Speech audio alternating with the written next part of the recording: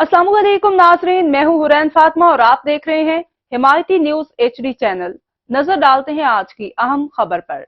थाना बिन कासिम टाउन की बेहतरीन कार्रवाई। बदनामी जमाना मुख्तियार लाशारी स्टील मिल चोरी केस में इन्वेस्टिगेशन पुलिस के हाथों गिरफ्तार। मुख्तियार लाशारी की मुसल्लह साथियों का बिन कासिम थाना पर हमला। मुख्तियार लाशारी को थाने से छुड़वाने की कोशिश। बिन कासिम थाने के अंदर मुसल्लह अफराद का पुलिस पर तशद्दुद। पुलिस की इजाफी नफरी तलब।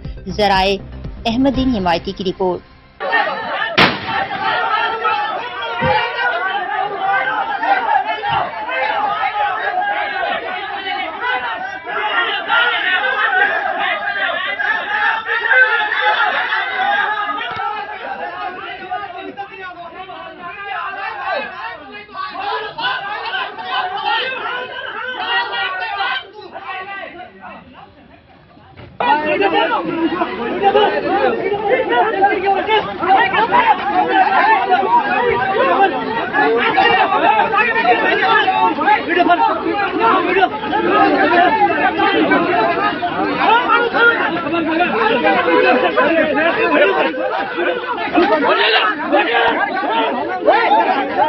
अब तक के लिए इतना ही। मज़ीद खबरों और अपडेट से बाखबर रहने के लिए देखते रहें हिमायती न्यूज HD चैनल।